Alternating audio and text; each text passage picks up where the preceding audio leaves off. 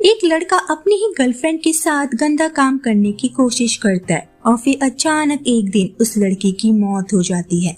आज की हमारी मूवी का नाम है वेयर द क्रॉडेड सिंग, जो कि एक मिस्ट्री थ्रिलर फिल्म है। मूवी की शुरुआत काफी खूबसूरत तरीके से होती है। जगह है साउथ कैरोलिना। दो बच्चे अपनी साइकिल चला रहे हैं और फिर अचानक उन बच्चों को फायर टावर के नीचे एक डेड बॉडी दिखती है और तब पुलिस की एंट्री होती है।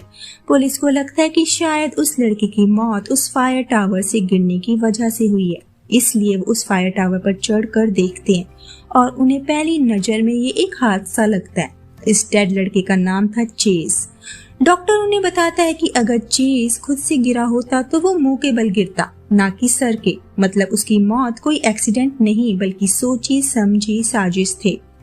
हादसे की जगह उन्हें किसी के भी फिंगरप्रिंट्स नहीं मिले हैं, लेकिन डॉक्टर बताता है कि चेज के कपड़ों से उसे किसी दूसरे के कपड़ों के पार्टिकल्स मिले हैं, जो किसी के स्कार्फ या फिर स्वेटर के हो सकते हैं।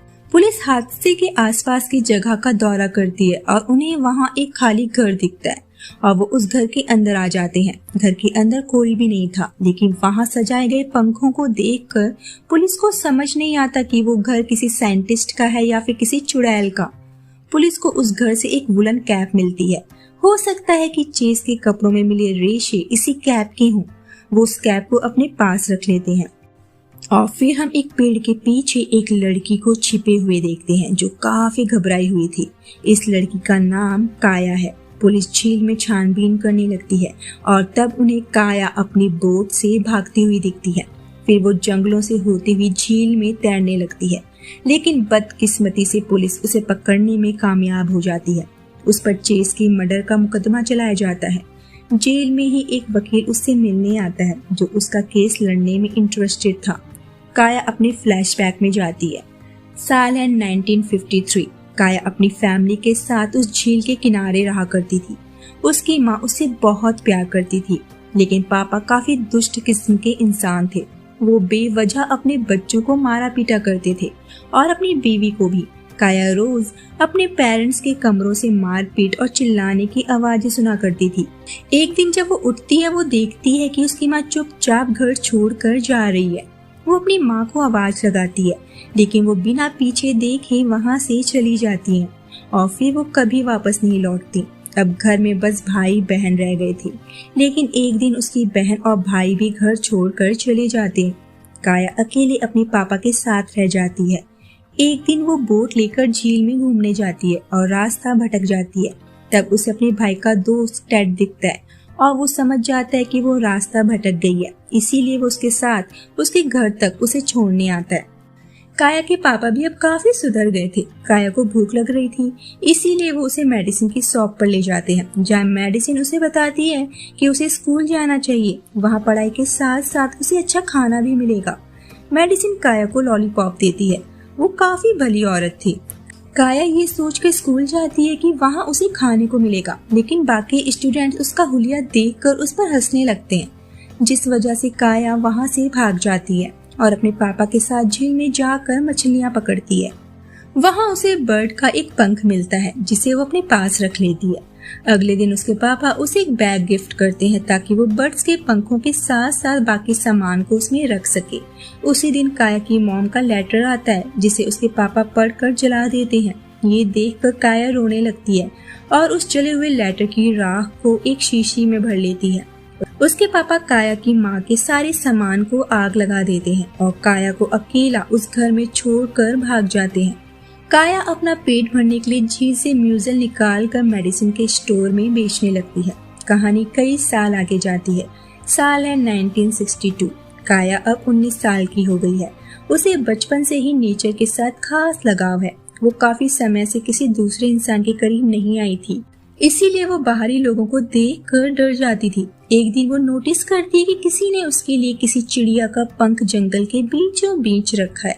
वो काफी खुश होती है और रात भर उस पंख को लेकर बैठी रहती है और अब रोज कोई इंसान उसे पंख भेजने लगता है। लेकिन एक दिन उसे पता चल जाता है कि ये पंख उसे टेड भेज रहा है, जो उसके भाई का दोस्त था।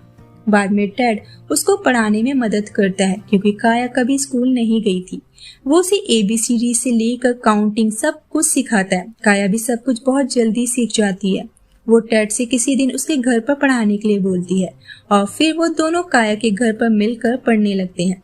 काया का घर बर्ड की ड्राइंग से सजा हुआ था। टेड उसे हफ्ते में 3 बार पढ़ाने आया करता था। वो दोनों ज्यादातर जीव जंतु के बारे में रिसर्च करते थे। धीरे धीरे काया टेड की तरफ अट्रैक्ट होने लगी थी। एक दिन काया को पता चलता है कि किसी को उसके घर में अकेले रहने का पता चल गया है और वो लोग उसके घर को हड़प कर उसे ग्रुप होम भेजना चाहते हैं। टेड उसे समझाता है कि ग्रुप होम इतना भी बुरा नहीं होता, वहाँ उसे खाने पीने को और सोने के लिए एक असली बेड मिलेगा। काया उसे कहती है कि वो असली बेड में ही सोती है। उस दिन वो दोनों एक दूसरे के काफी करीब आ जाते हैं और काया उससे पूछती है कि क्या वो अब से उसकी गर्लफ्रेंड है। टेड पूछता है कि क्या वो उसकी गर्लफ्रेंड बनना चाहती है। काया कहती है कि उसे पंख पसंद है और लड़कियों को पंख पसंद नहीं होते। यहाँ वो उन दोनों की पसंद सेम होने के बारे में बात कर रही थी। टेड कहता है अच्छी बात है। दोनों रिलेशनशिप में आ जाते हैं और काफी रोमांटिक टाइम स्पेंड करते हैं। टेड काया का बर्थडे मनाता है। ये देख वो काफी इमोशनल हो जाती है क्योंकि आज से पहले किसी ने उसका जन्मदिन सेलिब्रेट नहीं किया था। उस दिन काया खुद को टेड को सौंप देती है, लेकिन टेड खुद पर काबू कर लेता है। लेकिन काया चाहती है कि टेड उसे अपना बना ले, लेकिन अभी उनकी शादी नहीं हुई थी और टेड काया की इज्जत करता है। अगर वो उसके साथ कुछ ऐसा वैसा करेगा तो काया मुसीबत में पड़ सकती है क्योंकि वो अकेली रहती है। एक दिन टेड उसे बताता है कि उसकी बायोलॉजी लैब में जॉब लग गई है और अगले हफ्ते उसे शहर छोड़कर जाना होगा। वो चाहता है कि काया भी अपनी आगे की पढ़ाई के लिए उसके साथ चले, लेकिन काया मना कर देती है। वो चाहती है कि टेड भी यहीं उसके साथ रहे, लेकिन टेड उससे पूछता है कि वो यहाँ रहकर क्या करेगा। काया को लगता है कि वो वापस कभी नहीं आएगा, लेकिन टेड उसे प्रॉमिस करता है कि वो उसके लिए वापस जरूर आएगा। उस रात टेड काया के घर आता है और वो दोनों इंटीमेट होते हैं। जाने से पहले वो काया को कुछ पब्लिशर्स के एड्रेस देता है ताकि काया अपनी बुक्स को पब्लिश करके पैसा कमा सके। वो 4 जुलाई को वापस आने का वादा करके चला जाता है। काया अपनी रिसर्च में बिजी हो जाती है। 4 जुलाई वाले दिन वो अच्छे से तैयार होकर समुंदर किनारे टेड का वेट करती है। सुबह से रात हो जाती है और वो वहीं सो जाती है। सुबह उठने पर उसे पता चलता है कि टेड वापस नहीं आया है। वो रोने लगती है और गुस्से में अपनी आर्ट्स जला डालती है। उसे लगता है कि सबकी तरह उसे टेड भी अकेला छोड़कर चला गया है। जब वो बीच किनारे अपनी ड्राइंग्स बना रही थी, वहाँ चेस नाम का एक लड़का उसे नोटिस करता है और अगले दिन वो काया की सामान उठाने में मदद करता है। वो उसे पिकनिक पर चलने के लिए पूछता है। काया मान जाती है। काया को पता चलता है कि उसे अपने घर का टैक्स भरना है और उसे $800 चाहिए। इसीलिए वो उन पब्लिशर्स को अपने आर्टिकल्स भेजने का सोचती है जिनके एड्रेस टेड ने उसे दिए थे। काया चेस के साथ बीच किनारे बैठी होती है। वहाँ चेस को एक शेल मिलता है जो काफी रेयर था। चेस उस शेल को काया को रखने को कहता है और फिर वो काया के साथ इंटीमेट होने की कोशिश करता है, लेकिन काया मना कर देती है। उसे लगता है कि चेस उसे बस यूज करना चाहता है। चेस उसे समझाता है कि ऐसा कुछ नहीं है, वो यहाँ पिकनिक मनाने आए हैं। वो उसे वहाँ मौजूद एक फायर टावर पर ले जाता है जहाँ से उस जगह का व्यू काफी सुंदर लग रहा था। वहाँ से काया का घर भी दिख रहा था। चेस उसे उसके घर ले जाने को कहता है। काया पहले तो हिचकिचाती है, लेकिन चेस उसे जबरदस्ती उसके घर चलने को कहता है। काया के घर को देख चेस को काफी अजीब लगता है क्योंकि वो काफी अलग तरीके से वहाँ रहती थी। उसे वो घर काफी डरावना लग रहा था। चेस और काया साथ में टाइम स्पेंड करने लगते हैं और चेस काया को उसे किस करने के लिए पूछता है। काया उसे किस करती है और फिर वो दोनों रिलेशन में आ जाते हैं। काया उसी शेल से चेस के लिए एक नेक पीस बनाती है। एक दिन उसे पब्लिशर्स का एक लेटर मिलता है जिसमें लिखा था कि वो उसकी बुक को छापने के लिए तैयार है। चेस काया को शादी के लिए प्रपोज करता है। काया जानना चाहती है कि क्या उसके पेरेंट्स को उनके रिश्ते के बारे में पता है। चेस उसे समझाता है कि शादी उन्हें करनी है, इसीलिए उसे अपनी फैमिली की परमिशन की जरूरत नहीं है। वो चाहता है कि काया अपनी बुक के पब्लिश होने की खुशी में उसके दोस्तों के साथ पार्टी करे, लेकिन काया हमेशा से ही भीड़ से डरती है। चेस उसे समझाता है कि जब उनकी शादी हो जाएगी उसे बाहर निकलकर लोगों से मिलना पड़ेगा। वो काया को एक होटल ले जाता है जहाँ वो उसके साथ इंटीमेट होता है। वो पहली बार किसी के साथ इंटीमेट हुई थी। चेस उससे कहता है कि वो उसे खोना नहीं चाहता।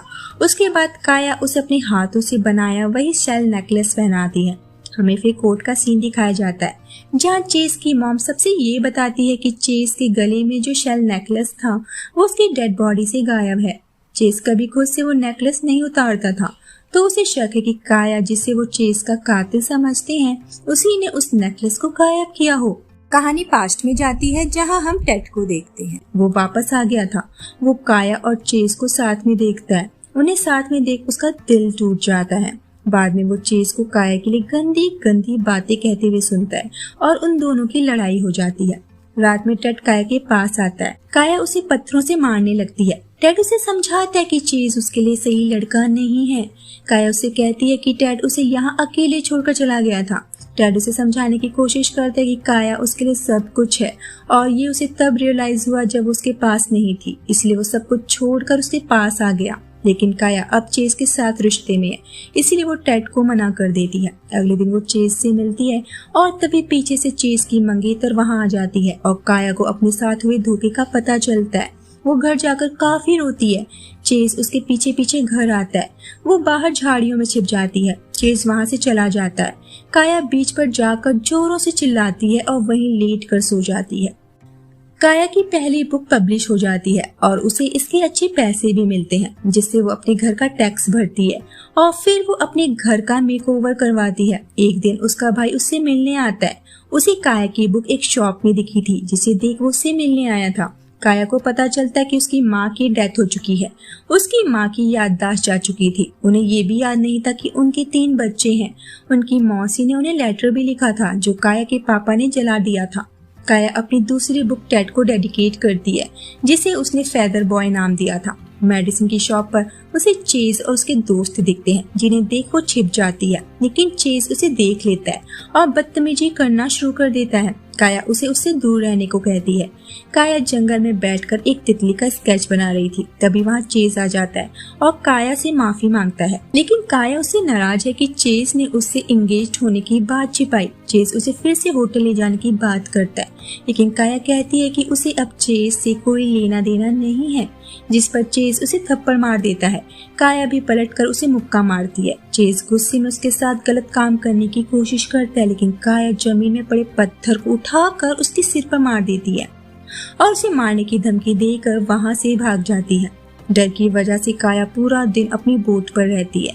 चेस उसे ढूंढने झील पर आता है। काया छिप जाती है और जब वो वापस आती है, देखती है कि चेस ने उसके पूरे घर को तहस नहस कर दिया है। काया अपने घर में सोने से भी डरने लगी थी। एक रात टेड उसके पास आता है। वो दरअसल देखने आया था कि काया ठीक है या नहीं, क्योंकि मेडिसिन ने कई दिनों से उसे अपनी शॉप पर नहीं देखा था। टेड देखता है कि काया के चेहरे पर चोट के निशान हैं।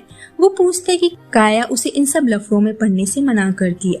वो उसे बताती है कि वो कुछ हफ्तों में ग्रीन विली अपने पब्लिशर से मिलने जा रही है। मेडिसिन काया की हालत देखकर कहता है कि उसे चेस की पुलिस कंप्लेन करनी चाहिए, लेकिन काया मना कर देती है, क्योंकि उसे लगता है कि चेस उस पर होर होने का आरोप लगा सकता है, जो उसके पेरेंट्स से पैसे ऐंठना चाहती हो। कुछ दिनों बाद चेस एक फायर टावर के नीचे मरा हुआ पाया जाता है और टावर पर किसी भी उंगलियों के निशान नहीं होते। चेस ने उस शाम जो शेल का हार पहना था, वो उसके शरीर से गायब था।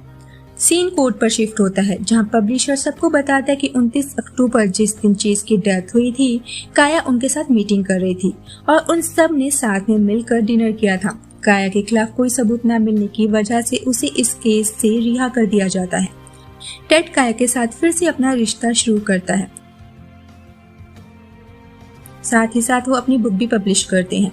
टेड उसे शादी के लिए प्रपोज करता है। काया कहती है कि वो पूरी तरह से उसकी है। फाइनली दोनों बिना शादी के एक दूसरे के साथ रहने लगते हैं और अब वो 70 के दशक में है। एक दिन काया जब झील में नाव चला रही थी, तो वो अपनी माँ को कैबिन में लौटते हुए देखने की कल्पना करती है। मतलब उसके मन में अभी भी कहीं ना कहीं अपनी माँ से मिलने की इच्छा थी। जब टेड नाव के पास आता है, वो देखता है कि काया नाव में मरी पड़ी है। काया के सामान की अनबॉक्सिंग करते हुए टेड को पता चलता है कि काया का पहला प्यार वही था। उसे चेस का एक चित्र भी मिलता है, जिसमें उसने चेस के धोखे के बारे में लिखा था। उसी बुक के अगले पेज पर उसे लापता शेल नेकलेस भी मिल जाता है, जो शायद काया ने ही छिपाया था। मतलब चेस को काया ने ही फायर टावर से गिराकर मार डाला था। टेड उस नेकलेस को झील में गिरा देता है, ताकि चेस की मौत हमेशा एक राज बनी रहे। और ये मूवी यहीं पर खत्म हो जाती है।